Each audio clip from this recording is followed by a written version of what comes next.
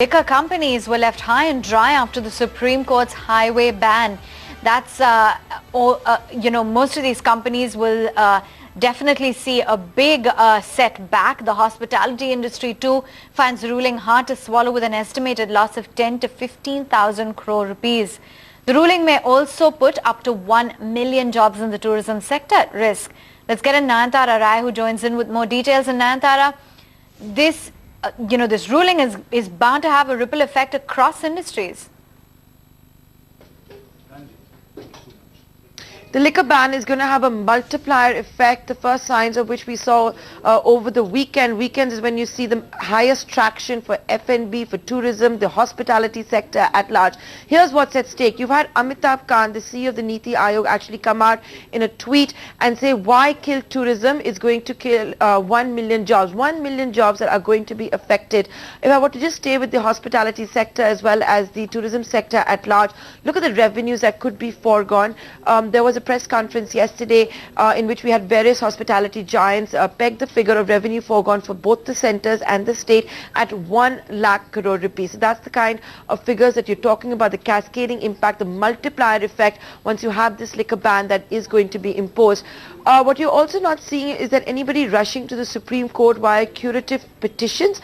What one is clearly seeing is various hotel associations, tourist associations, consumer associations work with the state government for solutions. Remember, alcohol is a state subject. So, for example, you've already seen Uttar Pradesh, Rajasthan come out and rebrand some of their state highways, which fall within the municipal limits of a city as district roads, for example. So that's one way out that the states are looking at. I'm going to talk a little bit about Kerala, not only because Kerala is the highest consuming state when it comes to alcohol. It gets 25% of its revenues from alcohol also, but because it's God's own country and one of the major tourist hubs, it's going to go to the Supreme Court for a 3-month exemption is what we do understand. I also would like to talk about the Delhi airport, where GMR has built one of the world-class facilities. You have an Aerocity there, but now all of those hotels have gone dry. I'm talking about JW Marriott, Pullman, Ibis Hotel, all of them have gone dry. You have 2 Oberoi hotels in Gurgaon on the NH8 that have gone dry. DLF, which is trying to sell a 40% stake to GIC in its commercial buildings, Cyber Hub, a fantastic F&P hub, that has also gone dry. We really haven't done any number right now because this judgment came on the weekend. But initial estimates by the head of the Niti Aayog was 1 million jobs are going to be impacted, and that's actually, I think, on a conservative basis. We also believe that thousands and thousands of crores are going to be lost in excise revenue, in revenue that was earned when people consume food and beverage in a restaurant. There's a tax on that. I think that's going to go away. Our hotel in Chennai is impacted because it's on the national highway.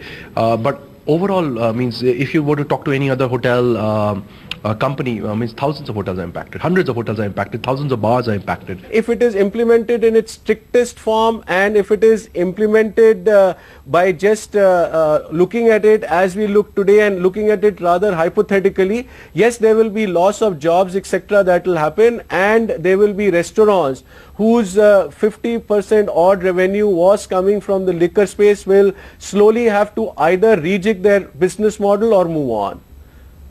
But I see the chances of that being rather low, because I think there would be, as we wait for 10-15 days, we believe that the government, the way it is working, will find solutions around it. Bombay, we have around 400-450 outlets which are shut down. And in Maharashtra, it's an accumulated figure of some 9,500 to 10,000. Somewhere around 10,000 bars will close down. So if you go revenue part, you say 50,000 per outlet. If you calculate, that would be the revenue part.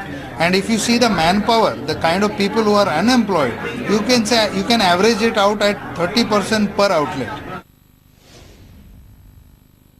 Overall excise revenue projected in this 2017-18 is 5,700 crores, and the initial indications have come in that about 500 crores of revenue could be potentially affected by these by the Supreme Court judgment. But at the same time, it is not only the excise revenue which is affected in this case, because we have our city of Gurugram, which has a high quality lifestyle destination in terms of some very good restaurants along the national highway and state highway, and there's a lot of employment associated with this industry, and at the same time, the hospitality industry, the tourism will be affected.